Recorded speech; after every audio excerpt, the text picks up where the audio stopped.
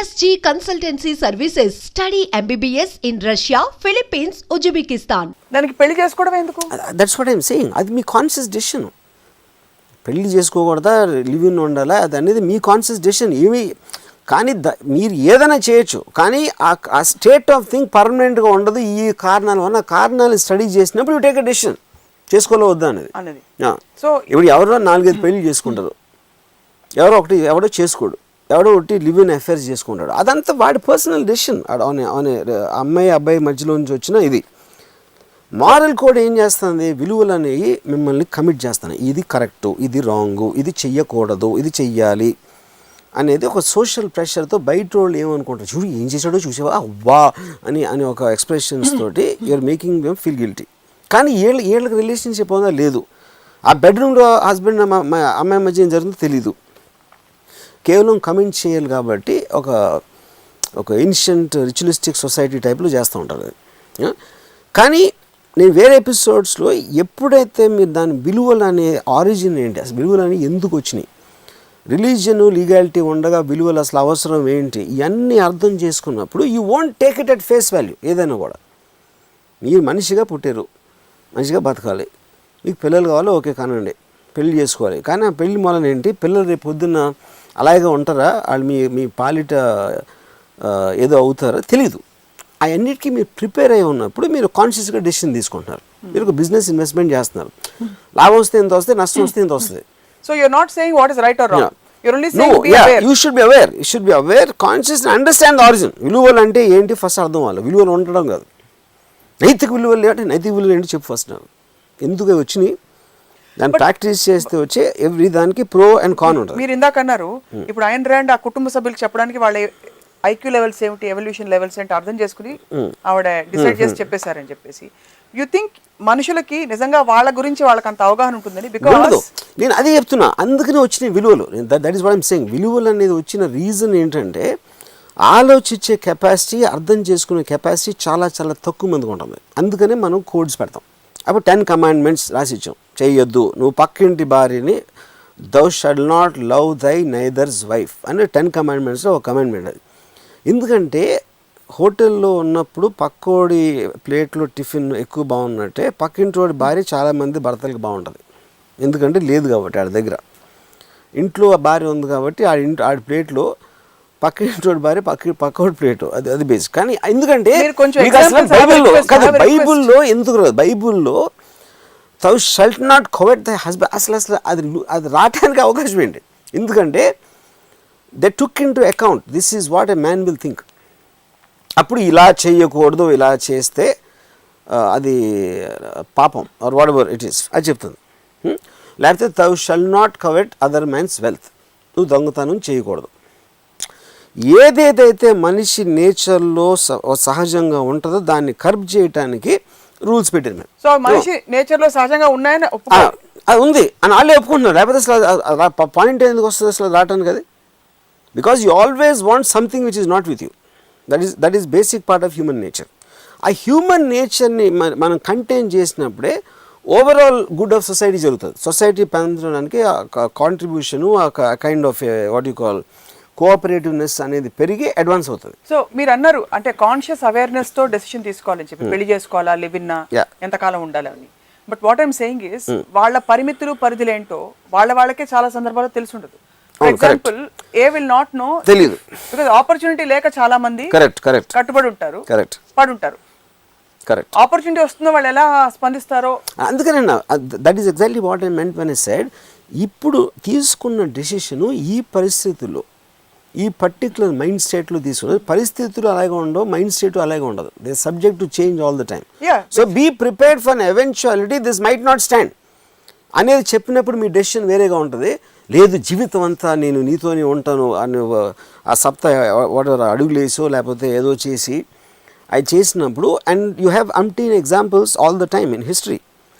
ఆ కాన్షియస్నెస్ తీసుకున్నప్పుడు మీ ఎక్స్పెక్టేషన్ కూడా ఓకే ఇవాళ ఉంది రేపు ఉండదేమో, ఇవాళ నేను హిట్ తీయచ్చు, రేపు పొద్దున్న ఫ్లాప్ వస్తుంది, 5 సినిమాలు ఫ్లాప్ అవ్వచ్చు, ఇంకోటి ఏదో హిట్ అవ్వచ్చు, రావచ్చు, అది కూడా రాకపోవచ్చు. So as long as I'm understanding that నేను సినిమా తీయబోతున్నా, అది హిట్ అవ్వచ్చు, ఫ్లాప్ అవ్వచ్చు, సూపర్ ఫ్లాప్ అవ్వచ్చు, ఆ కాన్షియస్నెస్ ఉన్నప్పుడు నా డెసిషన్ వేరేగా ఉంటుంది, తీసుకుంటాం.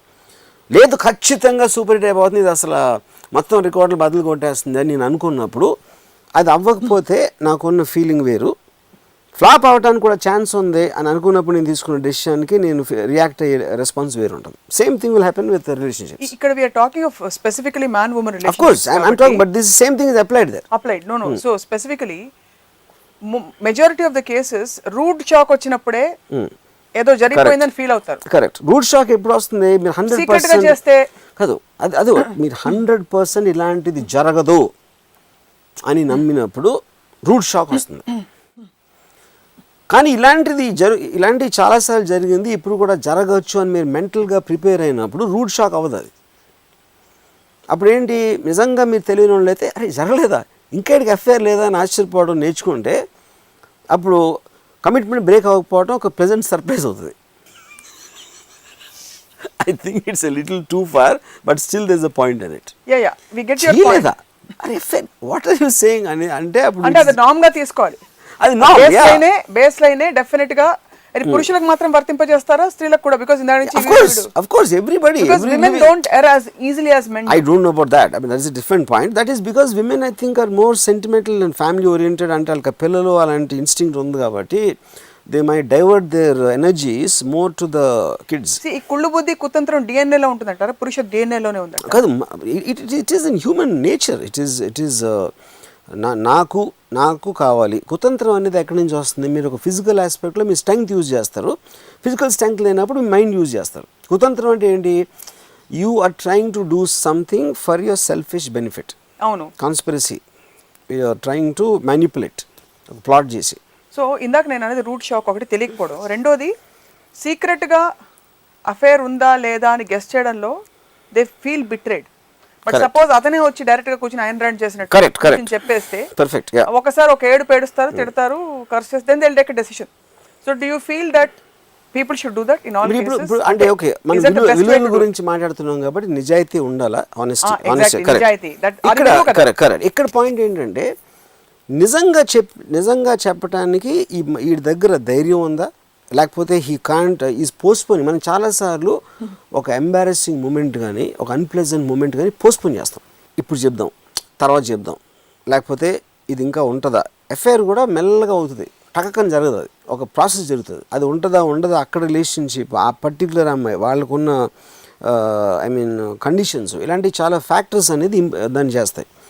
కానీ చాలాసార్లు చెప్పని రీజన్ ఏంటంటే you are trying to postpone that decision because you're getting carried with emotion. దాంట్లోంచి వచ్చిన పర్యవసనాన్ని ఎలా ఎదుర్కోవాలని మీకు ఒక సొల్యూషన్ అనేది లేనప్పుడు మళ్ళీ అక్కడ కూడా స్వార్థమే. ఆఫ్ కోర్స్ స్వార్థం అనేది that is a common point. నేను స్వార్థం నాకు పేరు మర్చిపోయిన ఎపిసోడ్ది. స్వార్థం, కుళ్ళు అనేది primary elements which make people work. దాంట్లో ఇదేం లేదు. ఇవన్నీ ఆర్టిఫిషియల్గా వచ్చినాయి. కమిట్మెంట్, విలువలు అనేవి ఆర్టిఫిషియల్ ఇండ్యూస్. స్వార్థం అనేది నేచర్ నుంచి వచ్చింది అది. ఎందుకంటే విలువల్లో స్వార్థం లేదు, మీకు కుళ్ళు విలువల్లో లేదు. కానీ ఆపరేటివ్ ఎమోషన్స్ అయ్యి ఇవన్నీ ఆర్టిఫిషియల్గా వచ్చినాయి కాబట్టి మీరు బ్రేక్ చేస్తూ ఉంటారు. స్వార్థం, కుళ్ళు న్యాచురల్గా ఉంటాయి కాబట్టి obviously they will take a precedence. So Ayn Rand చెప్పడానికి వాట్ వాస్ హర్ ఇంటెన్షన్ అనుకుంటున్నారు? Excuse me, please give us time. Or option B, రేపు మీకు బయట నుంచి తెలియచ్చు, తెలిస్తే మీరు ఫీల్ అవుతారు. కరెక్ట్. మీరు ఫీల్ కాకుండా నేనే చెప్పేస్తాను. వాళ్ళు ఫీల్ అయ్యేది, వాళ్ళు ఎందుకు ఫీల్ అవ్వాలి, ఎందుకు ఫీల్ అవ్వకూడదు, ఈ రీజన్స్ ఏంటి, వాళ్ళకి తెలియని రీజన్స్ కూడా తనే చెప్పి తనే ఆన్సర్ చెప్పింది. So she said you can choose to, అంటే she would have said she said this is what I'm feeling, this what he is feeling about me and these are reasons I think both of us should have an affair. So please allow us to be.